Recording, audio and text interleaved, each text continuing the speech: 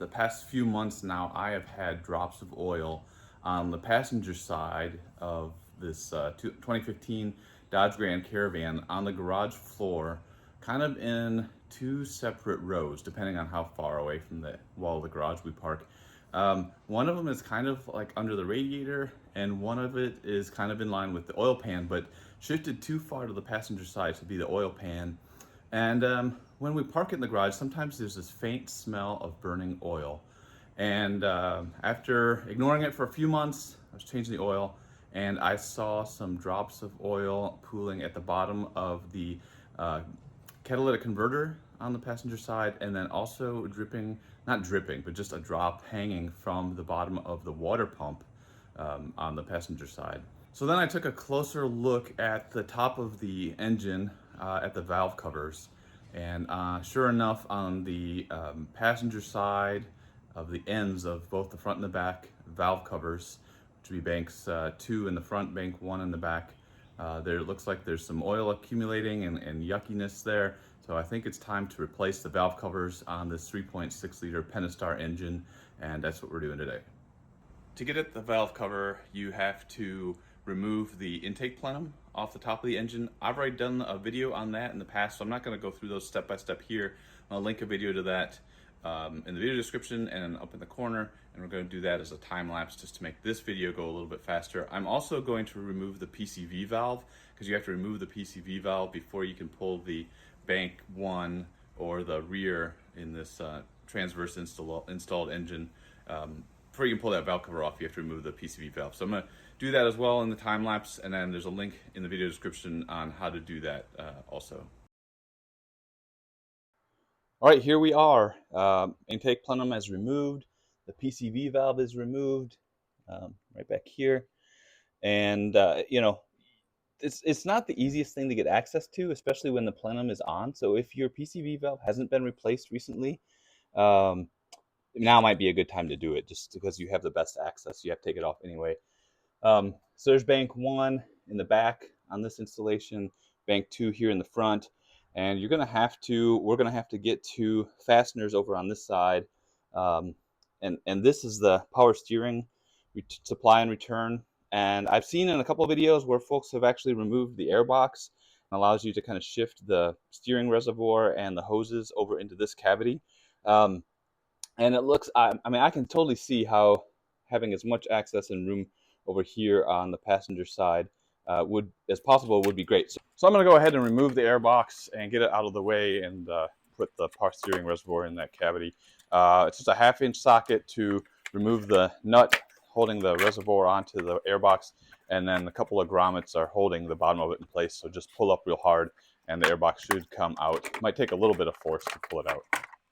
So I'm actually going to break with tradition, it seems like, on YouTube. All the videos I've seen have gone after the front valve cover because it's easier access and easier to get off. And you know, that doesn't really help me when I want to make sure I know how to do the rear one. So hopefully this is a little more helpful for everybody to kind of add to the meat of YouTube. So for this rear one, there are a couple of fasteners like this holding this wire harness raceway or brace over top of the valve cover. That's got to come loose. Obviously your coil packs need to come out, and so there's connectors here on this side you gently remove, and then 10mm socket to get the coil packs loose, and then you pull them out. And then on this side you've got the connector for I forget off the top of my head what the sensor is, but for this sensor, and then I think it's camshaft position sensor, I think. And then in the back, you've got these knobs where the intake box connects. These actually come off really simple. I'm already unthreading one of them over here. And then there's bolts underneath that you've got to remove with a long socket. Anyway, I'll go into more detail here, but that's the general for this. And then with the PCV valve released, you can pull this off in theory. And you've got the VVT solenoids on this side, and you have to obviously remove the sensor connectors for those two. But my plan is to remove the valve cover with the solenoids actually still installed, take them out, replace the seals over in the garage, not right here on the van. So hopefully I can get that out without having to remove those two solenoids. It doesn't really matter what order you do all of these things in. I'm going to start with the coil packs. So these are really simple. There's no locking tab. You just gently, everything here is gently so you don't break anything. Gently push down on the back of the connector like you're used to, and then gently pull the connector free, and maybe use a pick if it's not coming free, but just don't put a whole lot of force in it. You don't want to break any of these things. And then for the coil packs, it's just a 10mm socket to get the single bolt out. The bolt should be captive to the coil, so it shouldn't come out, but in case it does, just don't lose it. And then you should be able to gently twist and pull each of the coils off of the spark plug. So I'm really wanting to put everything back exactly where I pulled it out from. So when I'm setting these down in the garage, I'm marking where they all came from. So rear or front bank, passenger side, center, driver, etc. Next, I'm going to just gently unthread these little retainers and pull them off. Next, I'm going to go ahead and remove the 4 connectors that are the camshaft position sensor and the 3 fuel injectors. Those are so that I can get the wire harnesses out of the way and off of the valve cover. And those all have the little red tabs. So slide the locking tab back. You might need a pick or a small screwdriver, and then gently squeeze the connector to get it released and off of the sensors or the injectors. Since I'm replacing the valve cover gaskets on both valve covers, I am going to go ahead at this point and remove the connections for the coil packs and the fuel injectors on the front bank, bank 2 as well, because then I can get that entire wire harness out of the way, and it should make it easier to get the valve cover, the rear one, off and out of the engine bay. So this is the wire harness tray at the back of the valve cover, and you can see it's a plastic tray, it looks like, and it is held in place with some trim tab, like those Christmas tree things, I'm pretty sure. And so it's going to be lifting up on that to get that free on the back side, and then up here on the front side as well. And so I think it's all things like that that are holding it down, but I can't really see. I mean, you've got the same view that I do, but hey, looking at the top of the valve cover back here, you can see some oil, and that thing, it's probably leaking right back there. But so now I'm going to take that tray, get it loose.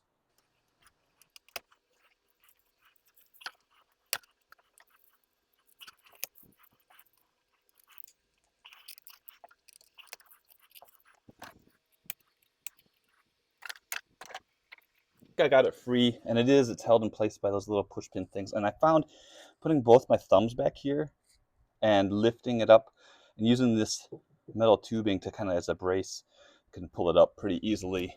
The power steering line, the tube, the hose is connected to it also back here. But now I think the only thing that's holding it in place are the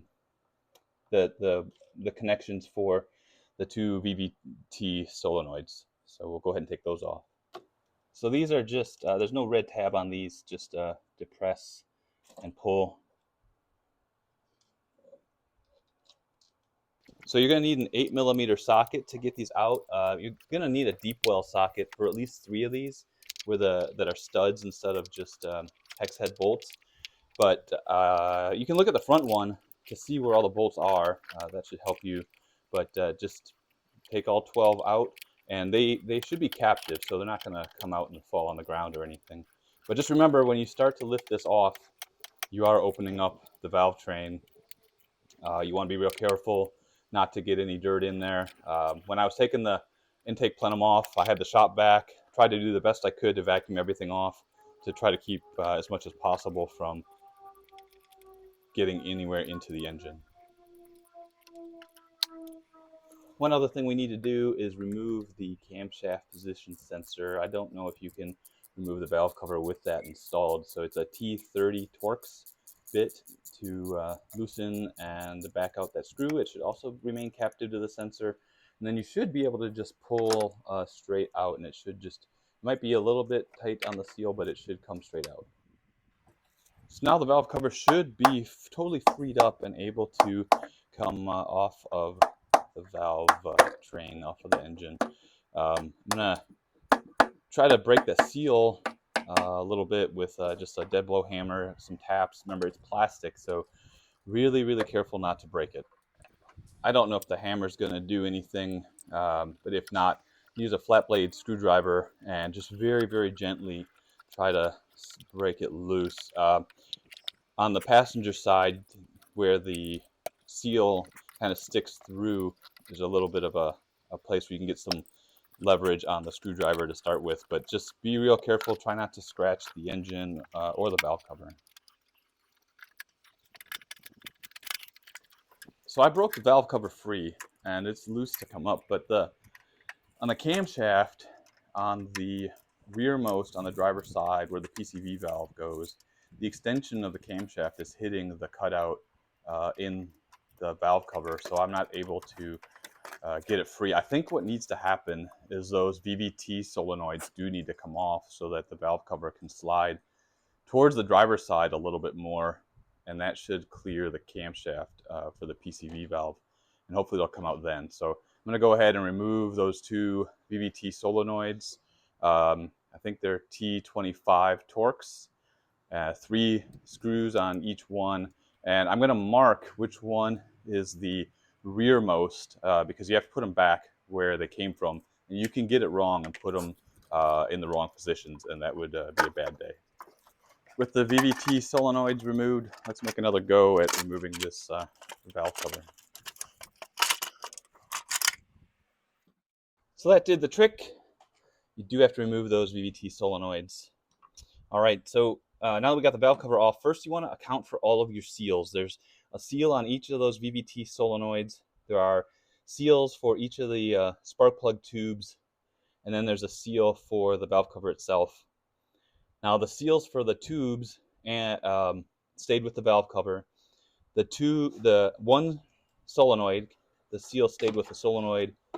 The other solenoid, the seal stayed with the valve cover, but the valve cover seal itself is still here on the block. So we're going to have to remove that as part of cleaning the entire surface so that we can put the new one on. Being super careful removing the seal because if it comes apart, I do not want pieces going into the engine.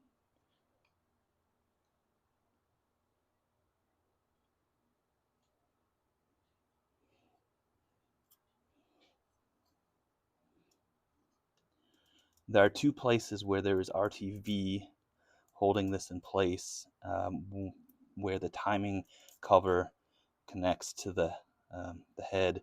So there's a couple places where you need to scrape off RTV. We'll do that later, but just have to make sure that that comes apart when you take the seal off. Okay.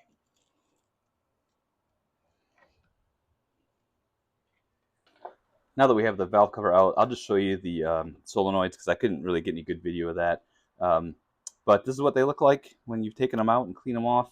There's a seal that sits in this slot around each of them. You can see this one still has the seal in it. This one, it came off. It's over on the solenoid itself. It's stuck to it. But these go in. They're just screwed in like that. And they're not even really torqued down. They're just a little bit more than hand tight. Just remove the 3 screws, and then they slide right on out. Now I'll show you the bottom of the valve cover. Obviously mine came out so that the gasket actually stayed, or the seal actually stayed on the engine, but I pulled it off, reinstalled it. It's a bit like a little puzzle. It'll only go on one way, right side up. So anyway, once you get it in, this is what it looks like on the bottom. One interesting thing, so on the back of the valve cover, as far away from you as you can get, on the valve, the PCV valve side, there are 2 little posts, plastic posts that are also going to, maybe they'll help you guide it in when we go install it, I guess, but you also have to clear these posts in addition to getting everything else clear when you go to pull it out. But this is what the seal looks like when it's installed, and so you're going to need to pull this out. It's got some handy little tabs, and you can just gently lift and it'll come out. And I don't know if you can tell, but this one is really stiff. It's not pliable really at all. And it doesn't surprise me that it was leaking.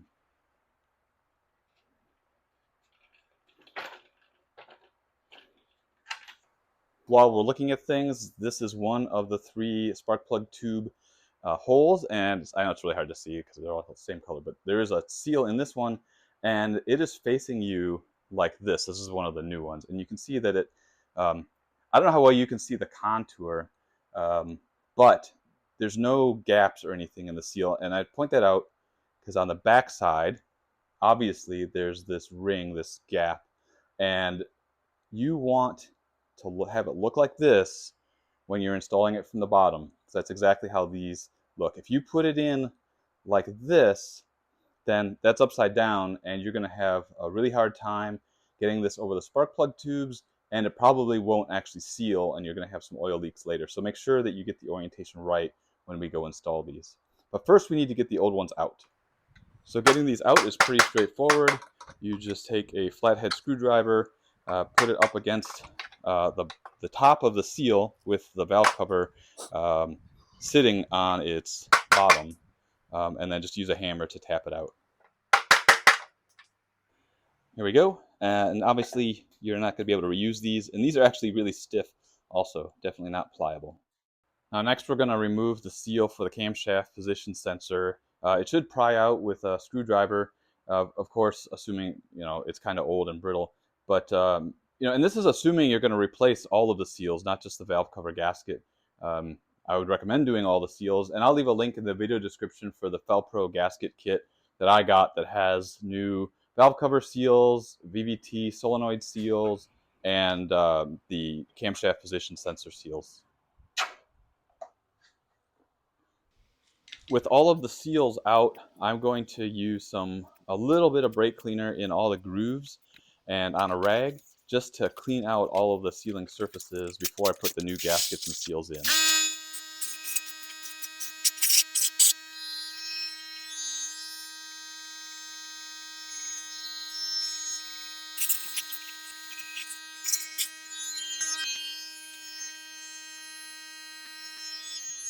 So for installing the spark plug tube seals, I have the valve cover sitting on a small block of wood where it is going to be pressing just on the back side of the holes for the spark plug tube, so not putting pressure across the entire valve cover in plastic, just directly on what needs to support the seal as I drive it in.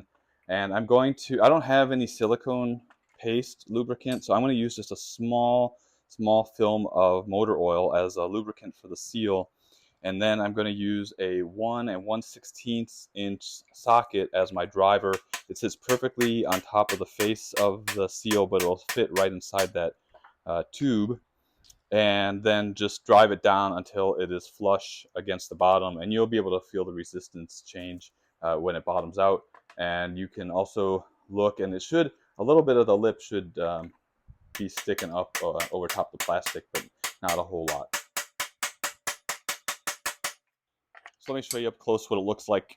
You can see it looks like there's a reasonable amount still just sticking up from the surface of the valve cover. But if you flip it over and you look, see if I can get you a close view of it, there it is the bottom of it is flush against the bottom of the valve cover, and so that's what you want to check all the way around, and if that's the case, then you've got it. With the new solenoid seals, it's going to be just a thin layer of paste or motor oil on the seal to just make it slide into the groove, and then you just press it in to each of the grooves. For the camshaft position sensor seal, you quote unquote just press it into place until it's flush, but you really need to make sure that it's flush and not balled up on the inside. So just look at it real carefully, because you can see that there is a little bit of a lip here at the bottom of the seal, and you might think that it's bottomed out because it's hit that lip, but you need to keep pressing it down until it's really flush, because you want that lip to be down all the way. Otherwise you won't get a good seal. And you can flip it over and inspect and see that it is actually bottomed out all the way around. The only thing left now is the valve cover seal itself, and This is where you need to give it a good inspection, make sure that it is completely clean. If you look on mine, I haven't yet taken the RTV off of the valve cover. So I gotta clean that up, clean everything off real well. And then the gasket itself is can only go one way. It's like a little jigsaw puzzle with all the curves and everything. So just get it all lined up and then push it securely into place. All right, the valve cover gasket is installed. Last thing I'll do with this right before I install it is just give it a good wipe down. Probably not with brake cleaner, just to wipe it off, just to make sure that there's no dirt or anything on the seal. So this is the front valve cover, and I just want to show you, this is the bottom of the neck for the oil fill. And right here is where you can lift a very fragile tab. And if you lift it up, you can turn this and remove the neck. Now, if you don't be gentle with it, or don't know it's fragile, like me, you'll lift it up too hard and it'll break. And that's what happened to me, so it's broken. Now I can do this however what I want, but it means that when I put it back, it won't lock in place. So hopefully this won't become a problem later. But you can take this off, and it'll make it a lot easier to flip this over and do all the work you need to do on the bottom of the valve cover. And then you just put it back on when you're ready to install it. So now we can go over to the engine side and clean off the engine. So here we are on the engine side. Obviously there is some dirt. It should all be surface though. That a light scraping with a razor blade should get that off. Having the shop back there with me just suck everything up. This is one of the two RTV spots, so that obviously needs to get completely cleaned off.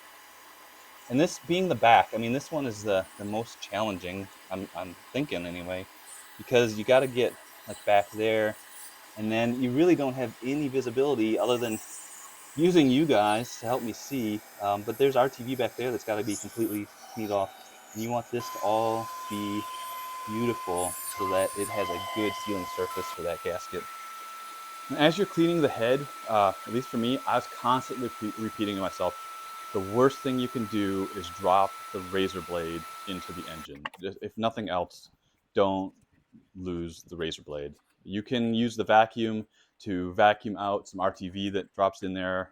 That happened. I took care of that. But dropping the razor blade, just don't do it. All right, now that the valve cover is prepped and the engine is prepped and clean, the next thing you need to do is put RTV. I'm using RTV black, just a little dollop on both of the spots where the timing cover and the head come together. Because if you don't put the RTV on there, it will not seal completely. You will have leaks. So it's the same place where the RTV was that you scraped it off. With the RTV in place, now it's time to put the valve cover back on.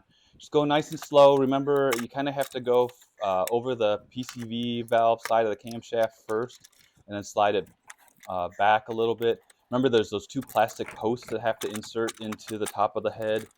You need to get your fasteners obviously all lined up, and that wire harness on the far side by the timing chain is going to be kind of annoying and in the way. And then you also want to try to avoid pushing it down onto the head until you are pretty sure that you've got it all lined up, because you don't want to smear that RTV all over the place. And finally, I did put a little bit of motor oil on the inside of those spark plug tube seals to help them slide down, because you've got to slide those over the spark plug tubes as well. Once you get it lined up, it pretty much just drops into place. So you'll kind of just realize when it's there, and start the bolts by hand, and try to get all the bolts kind of running in.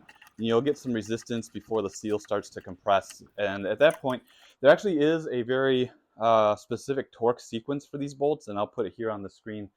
But once you've got them kind of finger tight, then start using this sequence. So I'll use this sequence to tighten the bolts, but not torque them. And they only get torqued to 108 inch-pounds. So that's somewhere around 8 foot-pounds. So it's not very much. So don't go crazy with it. I use a 1/4 inch ratchet just to avoid putting too much torque onto them.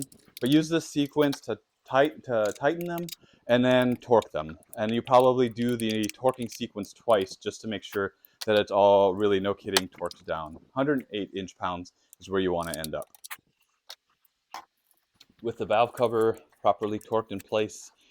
Now I'm going to put the wire guide and the hose guide back in place around the back of the valve cover and over the top of the valve cover, and then install the VVT solenoids. Remember, put the one for the exhaust into the exhaust, the one for the intake into the intake.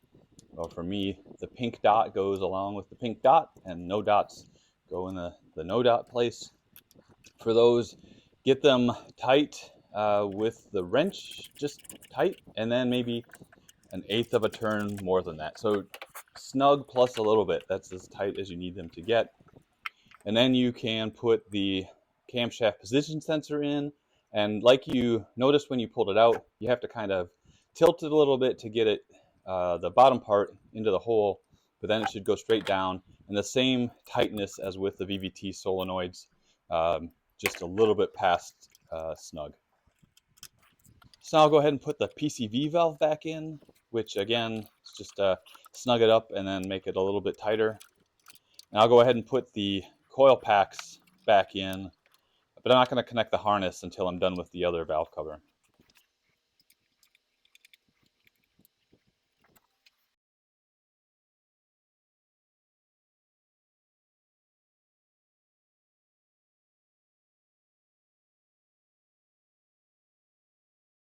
Now that we are done with the rear, we're going to go ahead and jump right into the front. You can see that I've already disconnected the electrical connector for the camshaft position sensor. I've removed the coil packs, set those aside, started to remove the wiring that goes over the valve cover, but there are some differences from the rear with the rear compared to the front. So this wire bridge, there are a couple of Christmas tree fasteners down here that you need to pull up to get it free. There is so one of the studs that holds the valve cover down is directly behind this bracket that holds the plenum in place. We're going to remove, I think it's a nut or loosen nut or a bolt, I'm not sure, that holds this frame in place, this bracket, so we can rotate it out of the way so we can access that stud. Don't have the problem on this side. We should be able to access the bolt, no problem. You obviously want extensions and all that sort of good stuff. And then the oil fill neck is over here. We'll have to deal with that when we replace the seals. I'm going to leave the VVT solenoids in place. I've already disconnected the electrical connectors, but I'm going to see if I can get away with not removing them. Just we'll find out together. Otherwise, it should be mostly the same, a little bit easier because it's easier access than the rears, but we'll find out.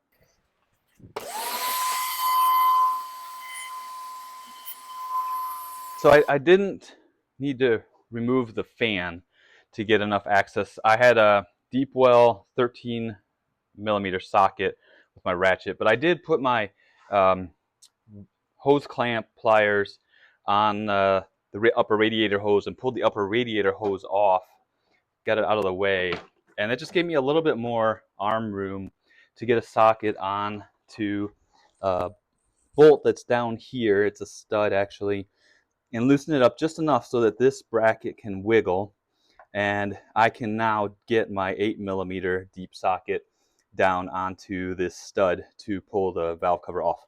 So that's one thing that you wrestle with just a little bit. And then over on the driver's side, you've got another wiring tray. This one just lifts off a couple of push pin type things, just like on the other side. And it's all pretty tight, so probably going to have to wrestle with these wire harnesses when we go to pull the valve cover off.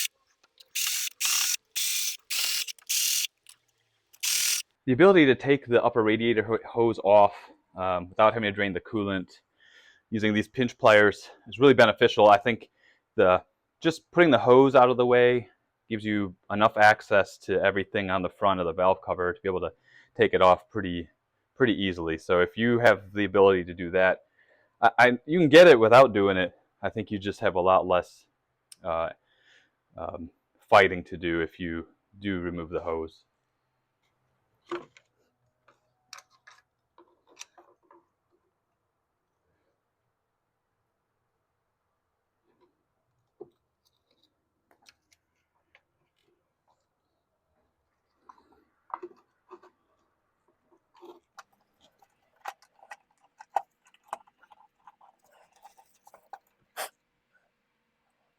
So this one's a struggle to get out as well. I'm going to take those VVT solenoids off just like on the rear and see if that makes it any easier.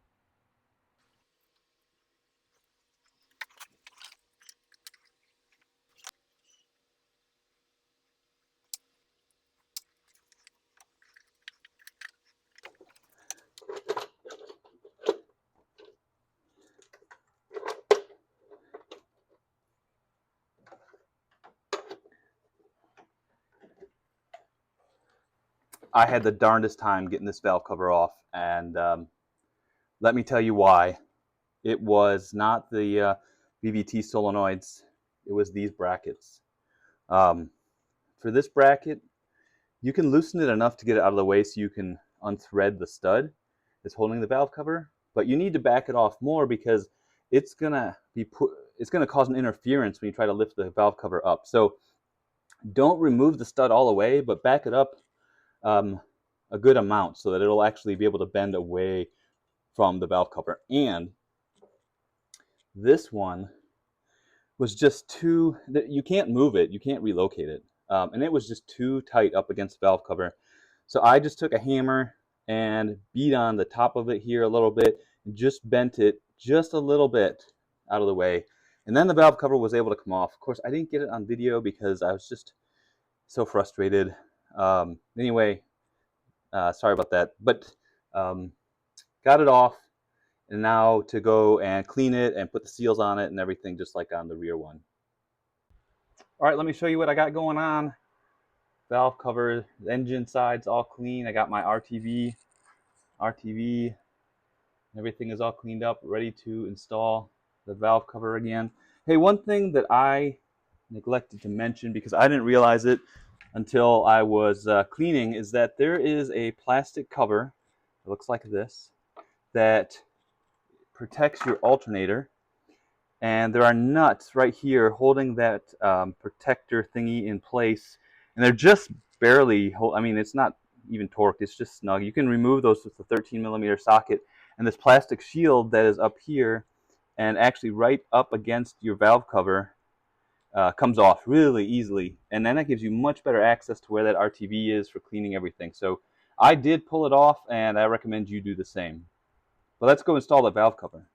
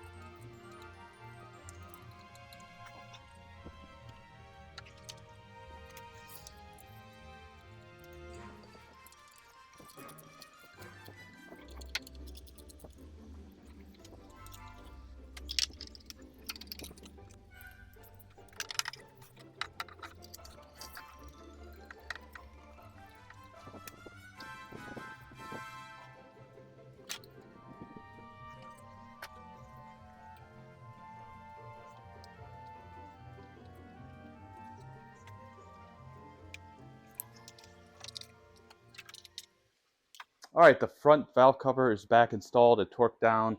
Everything's reconnected. The coil packs are installed. All that's left is to put the coolant hose back on, put the main wiring harness for the fuel injectors and the coil packs all back together, and then put the plenum back on and everything associated with that. So I'm going to drop to time lapse of doing all of those things. But really, this concludes the video. This took me pretty much all day. I would set aside that much time if you're going to do everything. Honestly, the hardest part was getting the valve covers off. Probably no surprise, but the front valve cover was a little bit more challenging than I thought it would be because of those front brackets. I may have to adjust that one front bracket when I go to put the plenum on if it doesn't line up quite right. Removing the coolant hose off of the top of the radiator really helped. I'd recommend doing that. I'd recommend doing the shield over the alternator. It's really simple to take that off, put that back on. Yeah, it's a job you can do yourself, and it's not for the faint of heart. I am going to put new gaskets on the intake plenum, so I'll leave a link in the video description for those gaskets that I use. And torque values and everything is also in the video description. Thanks for watching. At the end of the time lapse, I will start it up, so if you really want to see how it works to make sure the engine doesn't blow up, then stick around till the end. Otherwise, hope the video is helpful. Drop comments in the comments section. Please give me a subscribe or a super thanks or a thumbs up. And the only thing left now is start it up. So we'll go do that. Y'all take care. Till the next video, have a good one.